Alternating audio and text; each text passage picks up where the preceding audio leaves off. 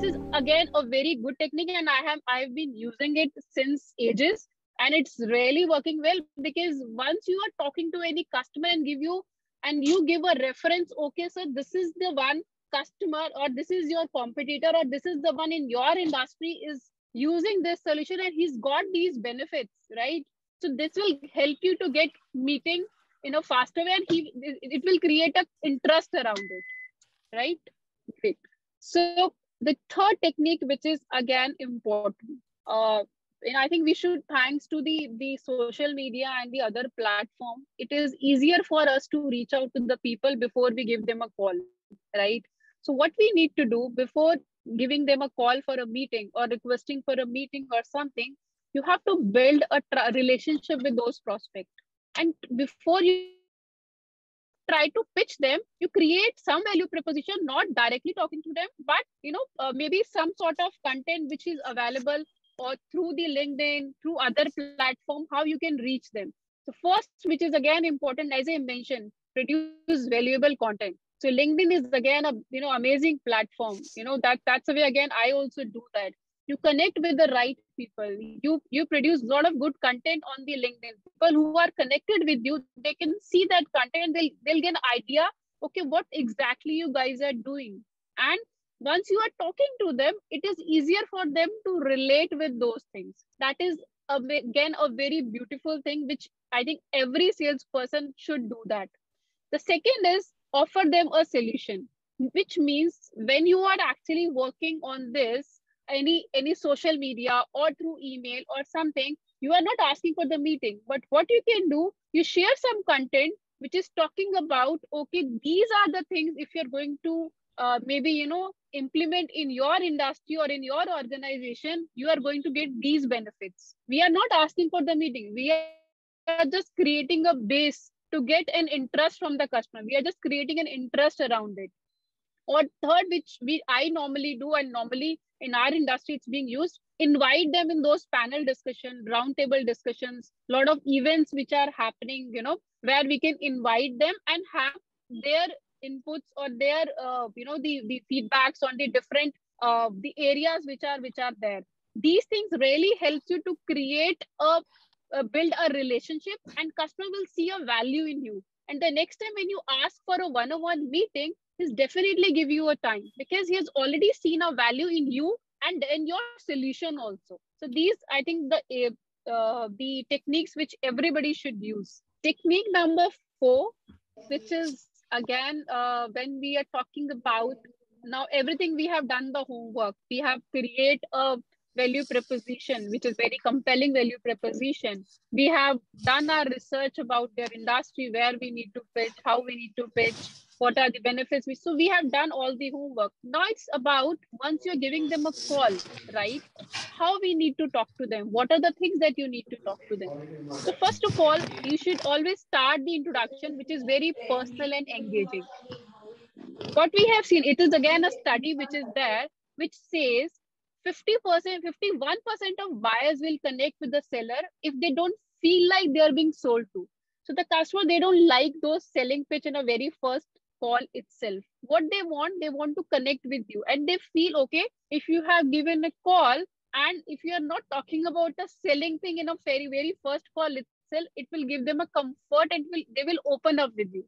So that's again a very important technique which I use. So how you can do that? First of all, introduce yourself in simple words. That's very important. Just talk about what's your name, where are you from, which designation, and something. That's it. And then you should acknowledge also, okay, once you are calling, acknowledge that they are busy. That's something very important. Nowadays, people are having a back-to-back calls and all those things, which is there. So once you are giving them a call, first of all, it's very difficult that customer will pick up your phone. If they are picking up the call, you should acknowledge, I know you are in the middle of something. I know you are probably having a very busy day, so I'll not take much of your time, right? So these things really helps you to connect again, and customer will also feel, okay, this person is actually valuing my time. The third and important is use casual language. Don't use any jargon, any technical words or something in a very first call itself. Use very casual language with which customer can actually connect. This is important. Many times what happens, if you are giving a call and you started talking about, okay, I am from this and I have this solution, this which customer is not aware of, right? So what will happen? Customer will say, okay, I'm not interested. Thank you very much. That's it. So use very casual language with which actually customer can connect. So this is again a very important technique. So this is my favorite technique. I use it, very frequently, and it really works well. And it's not only about a call; it's about it's about the meetings also. The purpose, process, and payoff. We call it 3P, right? Now, once you have given your introduction, right? After that, you have to be very clear. Why are you giving a call to them? That's a purpose, okay? Process, what exactly you want to do it and how you want to do it. For example, you said that I am calling from this. The idea is to call is to, just to take a time from you for 30 minutes or so, because C-level people, if you're talking to civil, they will not give you more than 30 minutes. 30 minutes, and where we would like to understand what are your next 6 month strategies, what are your current challenges, and how we are going to do it. We are just going to have some questionnaire around it. Maybe we can discuss around it. And in the result of that, we'll able to understand your business better and maybe how we as an organization can add value to your company. So just a one statement where you're talking about purpose, process, and payoff. Purpose is agenda of call, why you are calling the customer. Process, how you are going to do it. And payoff, what exactly you are going to achieve out of that. So these three things, which is important. This is not about a call. I think keep this in mind for any other meeting, customer meeting, whether it is a first meeting, second meeting, or the closure meeting itself. So these 3Ps, just keep in your mind. This really works well because you're only going to get those hardly, it will not be 30 seconds on that call itself. Yeah, next slide, please. Yeah. So after that call, sometimes it's, you will give a time, you will get a time, but maybe, the customer will say, okay, let's connect Neha next week. Maybe, the after 15 days, many times that happens also. So what we need to do, this is again an important, we have to be persistent in our follow-ups, but it should not be like you are annoying the customer. I've seen many times, because I also get a lot of sales calls in a day. So people start annoying you. If you said that you are in a meeting, after 1 hour again, people start calls you. They starts calling you.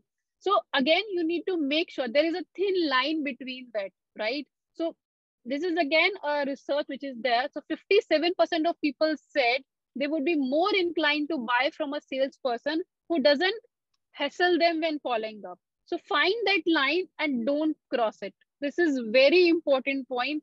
And this is my personal thing. If you are giving, you should be persistent. You should be always at top of the mind of the customer.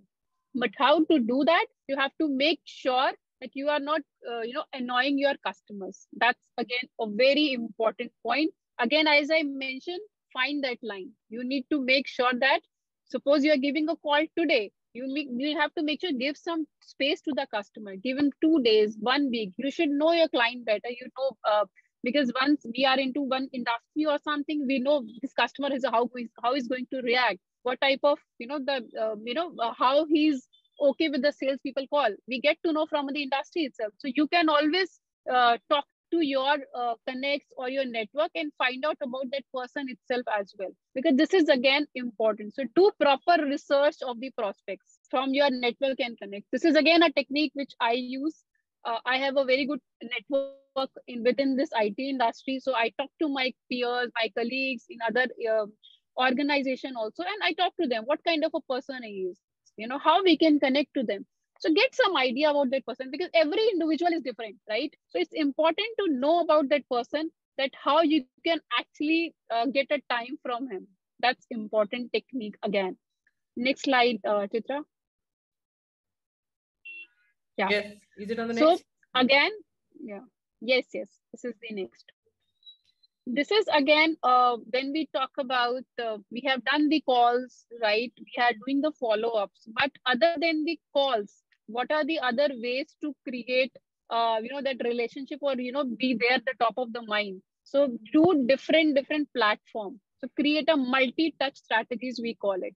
One first is the social media. As I mentioned, it is always like LinkedIn is there, or sometimes people are there on Insta or Twitter, you can follow them there, right? And you just, go and respond. And we all use this strategy. Other way is, send email, send some text messages. We are doing some event, invite them for that. And nowadays WhatsApp is very famous, and this is my personal experience. Nowadays what is happening, most of the customers, they are very much comfortable in talking on WhatsApp, because they are so much of busy because of this virtual world on the end, the calls, whole day calls, end-to-end calls, which is there. So they are okay if we are connecting with them on the WhatsApp itself. That's really going to help, and it's really working well for me. At least in last 2 years, I have seen a lot of interaction on WhatsApp. So these are the multi-touch strategies. You have to make sure you're not giving a call again and again to the client, but make sure that you are connecting them with a different platform itself. That's very important. The next technique, which is, you have done everything, whatever you could, but still, if you are not getting meetings, right, you have given a call, you tried multi-touch strategy, which is there. You tried to contact them, with the different platform as well. The another thing, which this is again, I have applied, whatever I'm sharing, it's all my experience I'm sharing with you guys. So offer free consultation to land the initial meeting. This is somehow help, yeah, but you need to see whether it, about it's related to your organization or your industry and all. But sometimes it really works well. For example, you know that what exactly the industry is. You have already done that homework. You know what sort of the issues that these industries have. For example, I'm talking about especially because I'm into an IT. Customers are really struggling with the security things, right? While people are working home, they want to make sure that their data, their network everything is secure. So what you can do, what we can do as as an organization, we can do a 2 hours of free consultation. We want to just understand, so again, you're doing the same thing, but you are again showing that you're giving something which is free of cost, which is a paid thing, as a free consultation. We can spend some one day with your team. We'll understand your landscape. We'll understand what are the loopholes there, and then we'll come up with some ideas. Okay. So customer will be very happy in that way, because you are not going to sell anything. What you're going to do, you are actually giving a sort of a consultation. You're working like a advisor for them. So customers really like those people who are going there as an advisor. They really don't like the sales people. That's what the problem is. But yeah, if you're really just changing your mask from a salesperson to a sales advisor, that's what I also think we call it a counseling advisor as well. Then what it is going to happen, that the customer will start liking you, right? And he'll definitely give you time, because you are not selling anything. You are going to do something which is very relevant to them, right? Which they're really looking forward. And what will happen? This will help you to gain a trust from the customer, right? And what you can do at the another thing, you can showcase some same case studies, which is in a similar industry, and how they are going to benefit out of this. So these are the things which will help you to at least land the initial meeting. It will open doors for you. Then you can always talk about, okay, and again, that's again my thing. Don't talk about a products in a very first call, in a very first conversation. Try to understand customer first, especially in first customer call, or first normal phone call itself. It is very important. Once you start talking about product, customer will feel, okay, this is again, he or she has come just to sell his thing. So we have to change that approach, go with the counseling approach, go with the consultative approach, understand customer well, right? Understand their strategies, understand their business, and then start relating to that at a back end with your solution that you have. It will help you to build that, to seed your things in the customer place and take it ahead. Yeah. So next slide, please, Chitra. Last but not the least, you got the meeting finally. Now what you need to do, it's again important. Do prep. This is very important, because the first meeting could be your last meeting also, and it can take you to the closure also. And it is a first-hand impression that you're going to create. So again, create the agenda well. What you're going, as I mentioned, 3 P's: purpose, again, the what you're going to do it, which is a purpose, process, and payoff. When you are getting into a meeting with a clear 3 P's, you need to enter. You have to create exactly what the agenda that you are going to discuss in that 30 minutes or 45. You will not get more than that in the very first call. I'm very sure. So you have to be ready. What are the questions that you need to ask? What are things that you need to talk? How you are getting, and it should be a two-way conversation. So listen customer well. It should be a two-way conversation. You have to make sure that customer will open up in front of you and talk about his problems, his challenges. He should share the information about the current infrastructure, current business. How is this going? What are the expansion plans? So you should be ready with those questionnaires, and again go for that meeting with that confidence that yes, sir, we are here to help you. We are here to help you and to add value to your business. So this is what again are very important. So these are the techniques which I use, I have been using, and which I think in last 2 years, a lot of changes that we have done because of this digital world, and it's really working well. I can always tell you, it's my whatever I have shared, it's my personal experience, and I have been using it. So I think that's what all about it. Can I ask a question? This is Mary here. Yeah, please. Yeah. Yeah, thanks a lot, Neha. This is like answered prayer for me. Archana just told me about this today, and immediately I just registered for it because I was really looking for this. Thanks a ton.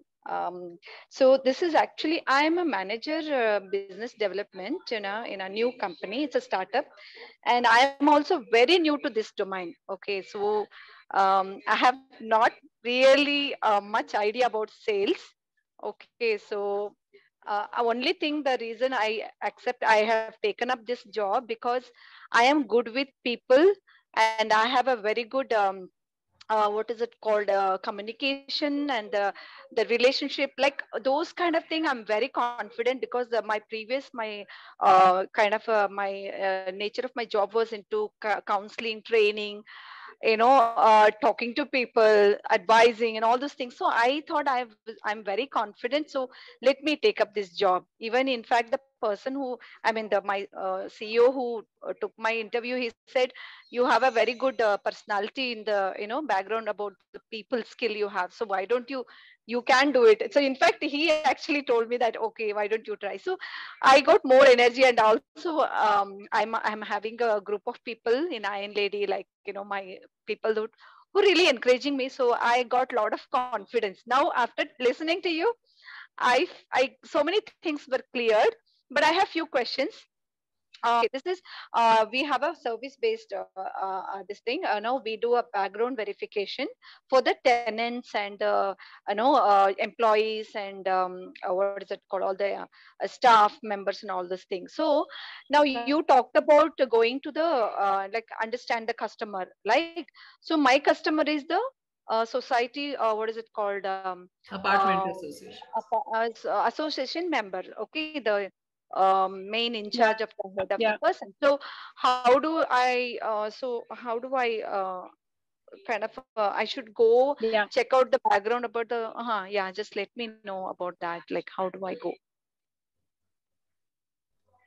Absolutely. So, thank you, first of all, Mary. I think when you talked about your role and also, I think I could connect to when I started my career. It was the same way that I started, moving away from I was into a hospital and moving to the sales. It was again a great journey. So, I think, first of all, best of luck for a new role.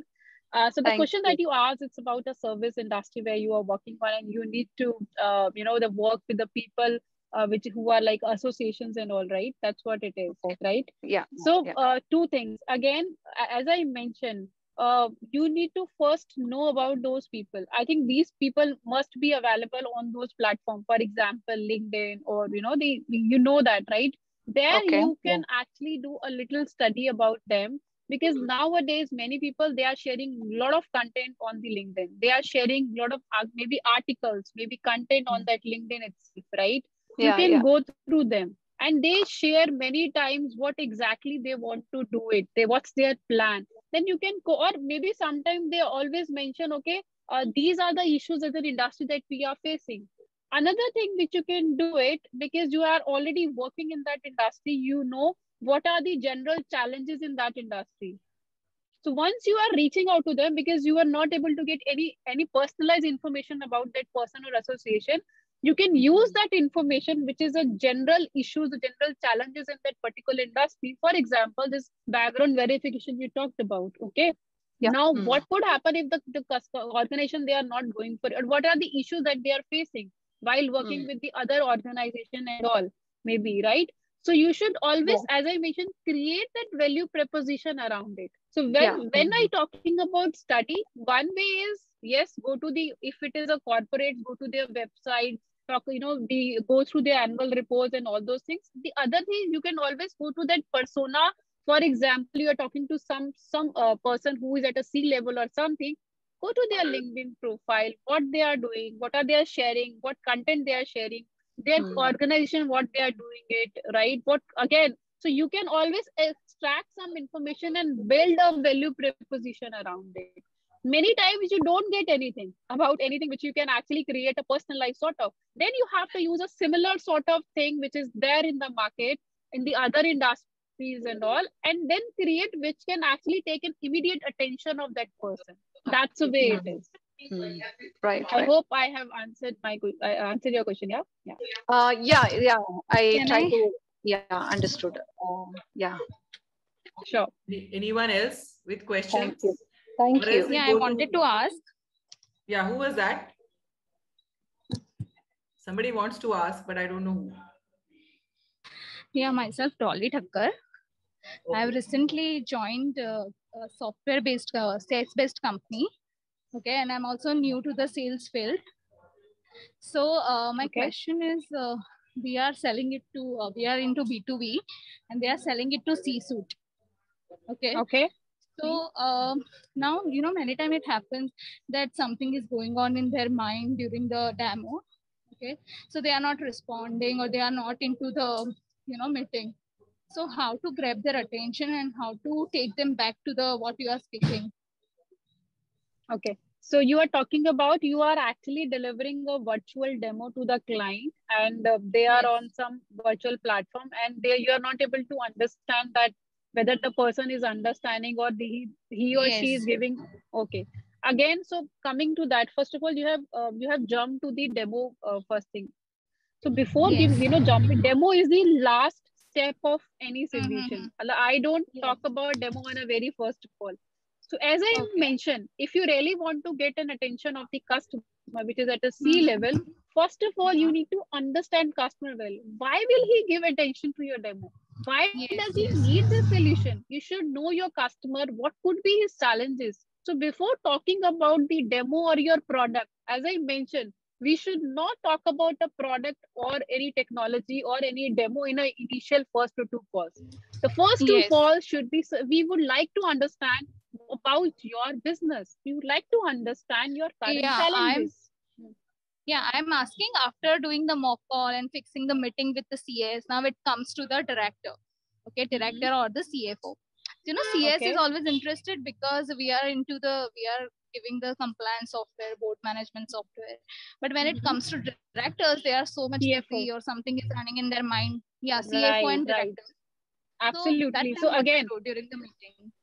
Exactly. So I'm coming to that. So again, as I mentioned, there are different touch points within the company, right? One is the CIO, one could be the CFO, one could be the CEO, right?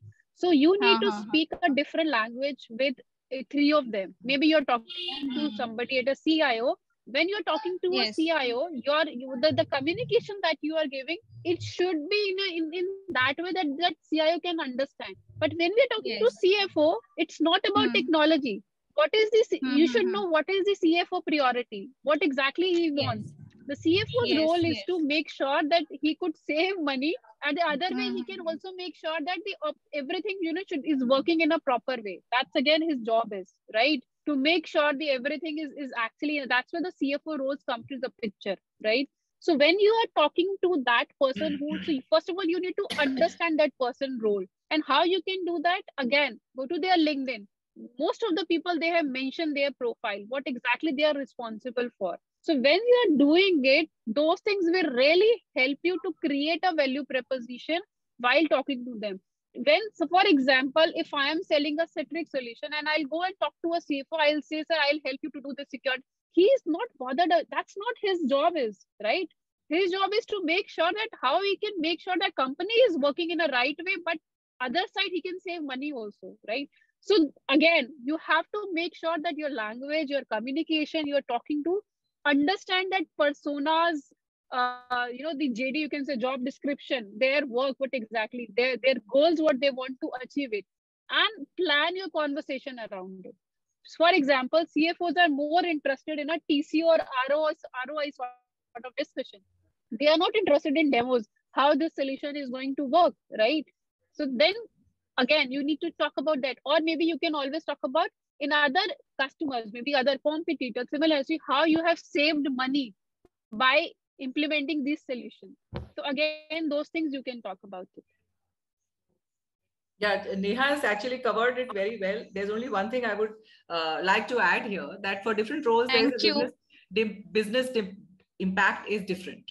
So like she rightly mentioned, for a finance role, it is cost optimization or making sure that things are working more efficiently.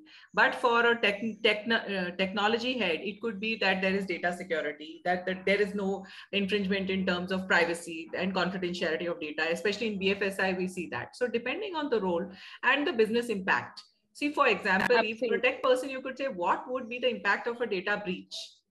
For example, that would be the impact. And you could also go to the CFO and say that if there's a data breach and you were to work on rectifying that, these would be the costs involved in. Rather, you take this solution to avoid that cost. So there are different ways of positioning it, but she's right, definitely, that depending on the role and how well you map the account, because right in the beginning, we need to have it mapped out clearly. Who are the influencers? Who are the decision makers? And what drives them? What she said that, what are their considerations? Whether it's cost or impact or ROI or productivity, efficiency, whatever it could be, understand that and then position. Great answer, Neha. So, really very nice. So we call it, in one training that I attended. So I just want what's there for me. That's WTFH. That's important, right? And we need to make, so whenever we are talking, So what's there for me? This is something which is there. And whenever we are talking to any person, we should be ready that in mind. Okay, what's there for this customer, right? Why he will listen to you? Why he will speak to you? Why he will give you even these 2 seconds also, right? Being at a C level, they are very busy people, right? So thanks. I think you have really explained better, Chitra. Thank you very much. You are leading this really well. I rarely talk so less, but today I'm talking less. In Technique 7, create multi-level, multi-touch strategies. How to go about this? Like, what can we? How can we get in touch with them? With what Sorry, your voice is not clear. Multi-touch strategies. How can you do that? Is what she's saying. You talked about multi-touch points with the customer. Yeah. That's what she's wanting to explain. The content, which content can we share? Sure. So multi-touch strategies, when I'm talking about, as I mentioned, for example, there are 2 ways to do it. One is before you have given a call to the customer, that's normally use a social media, right? That's the way it is. The another way, for example, you have already given a call and customer has not given you time, right? So you have to create a relationship with the customer. You have to create, that how he should, give that attention to you.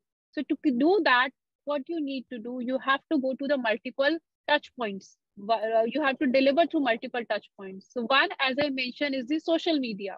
For example, this already you have, connected with that person already on LinkedIn, and you are sharing the content on that LinkedIn, which is very much relevant to them, right? You know that this industry that you are targeting to, and these are the people with whom you need to work on. So first, what you do, you send a request on LinkedIn so that you are connecting to them, right? If they accept and everything, and after that, it is important to share that content on that LinkedIn, which is relevant to them, right? Or it could be the Twitter also, you do that, right? Many of the C-levels, they're available on the Twitter also, right? Maybe some sort of what is going around it, some latest thing which you want to share. So these things, that's one way. The second way is Many times, as I mentioned, customers, they don't respond on calls, right? What are the other ways? And another one is that emails, which we normally do, right? Email is where you can share again, maybe some sort of again, this, it should not be a long email sort of. It should be a very small email, which can actually, he can see on the phone screen. That sort of content that it should be. That again, it is a training which I can give on that email also, that how we should write that emails and all. So that's again an important point, right? So you can always connect with them through emails with the right content which is relevant to them. So don't send anything which is not relevant. So share something which is short and crisp, which will actually help you to grab that person's attention. Okay, that's something. The third important thing, as I mentioned, is the WhatsApp or the text messages. Nowadays, people are very much, they are very active on WhatsApp, and text messages is still, I'll say they are not, but on WhatsApp, they are very active, right? So they are very active on the WhatsApp. So you can reach out to them with the right content, a short right content, which is related to their industry, which is related to the current trends, or you are doing some events where you want them to invite. So those things, it is all about, you are not only giving them a call on a daily basis and requesting for a meeting, you are creating that base, to get a one-on-one meeting with them. So these are the ways to do that multi-touch, do that multi-touch strategy. I hope I'm able to answer that. Am I audible? Yes, you're audible, and it was a great answer. I think you talked about the number of follow-ups, and you have to find out, the line and not cross it. So how do you find that line actually? I do it. I have gut feel, intuition based on the person. I often decide, and of course, I give 2-3 days, sometimes a week. Sometimes I don't follow up for business. I just kind of send a note. How are you doing? Or wish for Christmas or New Year and so on. So it is without appearing like I'm asking for the sale, I do it. But anything else you want to add there? No, I think as I mentioned, one thing which is very, the way I do it. So I do a little research about that person behavior, right? Through my network, which is again an important. This is the industry where I am working is a small industry, right? Right. I have a lot of connects on the other OEMs or the other publishers which are there. I talk to them and try to find out what type of person he is, because some customers, they are very grumpy. They get really offensive when you're calling them again. And some customers, they are really open. They are very sweet and talk to you and all. So I try to find out, that's another way I do it. I try to find out that person's behavior, normal behavior, or his nature, right? And how we need to approach, and how the other people are, and it's how we can crack that customer. So as I mentioned, so getting a meeting is like a selling a meeting, right? Yeah. So the getting that thing. So this is the another, which whatever you talked about, I think we all follow that. I also do that. This is the second thing which I do it. I think I try to get that person's information, not about business. It's only about his behavior, his nature, and what are the things that he likes. Sometimes, so for some customer, they only like to connect through email. Some customer, they only like to connect over the phone itself. They don't read emails, right? So I try to get that information, then accordingly I try to connect them. Great. Nice. Chitra, I have a question here. Sorry, somebody was saying something? Yeah, Rani this side. I have a question to what you just said. So when we are sending the messages to them for Christmas, wishing them, or maybe just asking, how are you doing? So don't they automatically feel that we are doing that because we want business from them? No.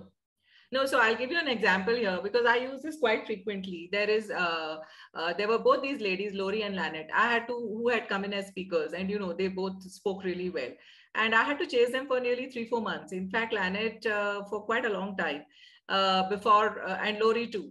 And this is what I've used with them. And ultimately, they understand everybody's busy. Like Neha had said earlier, sometimes I say, yeah, I know that I'm, you must be having a really busy week. Just thought I'd catch up and check on how you're doing. Most of them are quite friendly on that. There's another person whom I'm following up with she's again an international speaker called Heidi. So at the end of 2 months, she says, I really admire your follow-up. And she says, so you're my new friend, and thank you so much. We'll connect in the new year. So at times, I think people do understand that. Or there was a lady from... LinkedIn, Aruna Sharma, whom I had to follow up for nearly 3 months. And I often did that. Sometimes she's told me I'm rushing off to the hills, and I asked her questions on, you are going on a vacation, or you are having a house there. She said she's having a house. So it became kind of a friendship now. It's turned into a friendship. Most people are willing to share.